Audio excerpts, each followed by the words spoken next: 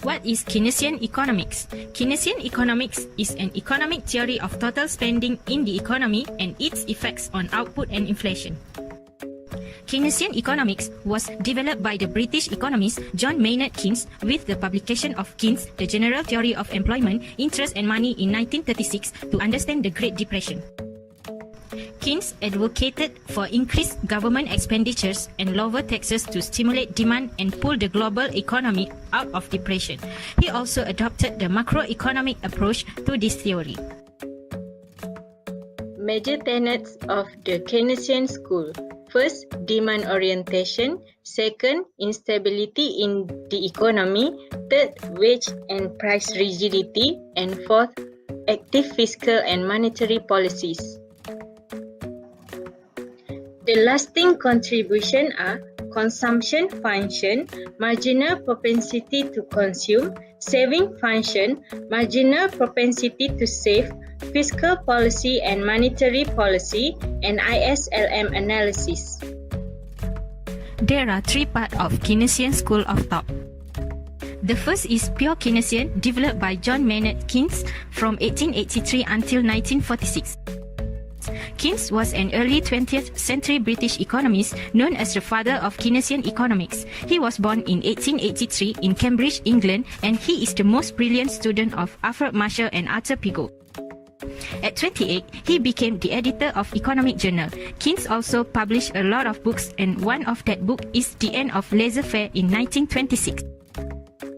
In the general theory, he developed the idea of interrelated elements of the economy. The first is consumption function. He pointed out the fundamental psychological law concerning the relationship between consumption and income. People will increase their consumption as income increase, but not as much as the increase in income. This is an example of the consumption curve. The next contribution is liquidity preference. It depends on three motives for holding money. First is transaction motive. The motive is for individual expenses on goods and services and for firm expenses on production factor. The second is precautionary motive, and it is demand for holding money for unplanned expenses.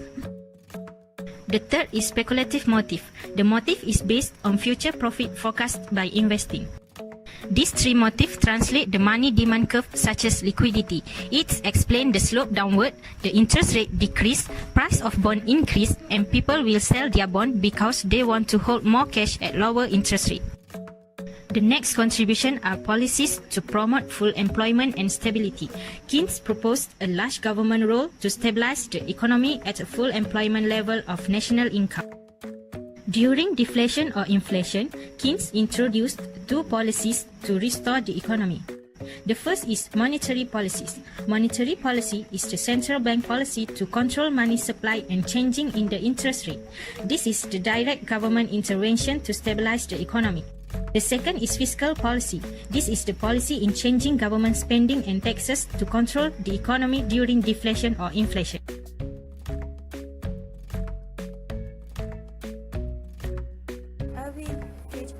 American economist of Harvard, born in Freiburg, South Dakota, undergraduate studies from Yankton, PhD from University of Wisconsin 1918. At University of Minnesota, he published business cycle theory at 1927. A year 1937 after Keynes' publication of General Theory, Hansen joined Harvard. He pointed out a mathematical error in Keynes' treatise of money. Contribution of Alvin Hansen. This is the example of investment saving curve. Represents all the combination of interest rate and level of income at which planned investment equals planned saving. The curve represents equilibrium point in the good market. The investment saving curve is negatively sloped. The LM curve shows potential point of equilibrium in the money market. It indicates all combination of interest rate and level of income at which money, supply and demand are equal. It is a trade-off between interest rate and the amount of money people desire to hold for speculative purpose. The demands for money will depend on the price bonds. High interest rate will cause the price of bonds to fall. The LM curve is thus positively sloped. The ISLM equilibrium. The goods market and the money market are simultaneously in equilibrium when S equal to I, L equal to M.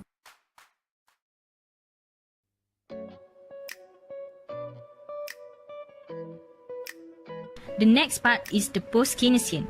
Chief post-Keynesian critics was a group of economists at Cambridge including Perros Rafa, Caldo, Robinson and others. One of them is Joan Violet Robinson in 1903 until 1983. She is a British economist well known for her wide-ranging contributions to economic theory. She was a central figure in what became known as post-Keynesian economics. One of her books at that time is Introduction to the Theory of Employment, clarify ideas that Keynes had not made clear.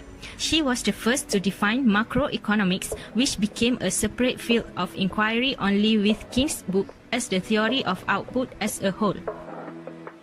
There are a few major tenets of the post-Keynesian, which are neo-Ricardian, markup pricing, endogenous money, pronounced cyclical instability, and need for income policy.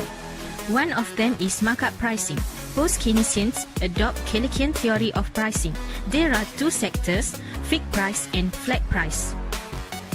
During the 1970s, wages in advanced economies rose due to the rise in the bargaining power of labor unions, and this led to a wage price spiral. As wages increased, firms increased price in response. This led workers to demand higher wages so as to be compensated for inflation, leading to further price rise.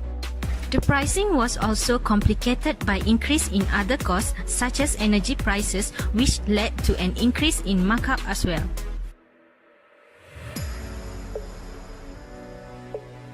The New Keynesian. New Keynesian economy is a modern macroeconomic school of thought that evolved from classical Keynesian economics. This revised theory differs from classical Keynesian thinking in terms of how quickly price and wage adjust. New Keynesian advocates maintain that price and wage are sticky, meaning they adjust more slowly to short-term economic fluctuation. This in turn explains such economic factors as involuntary unemployment and the impact of federal monetary policies. The possible explanation of wage and price rigidity. We have to examine why labor market does not clear through reduction in money wage. There are some reasons for the stickiness of money wage rate. For example, is menu cost. Menu cost is referred to an economic term used to describe the cost incurred by firms in order to change their prices.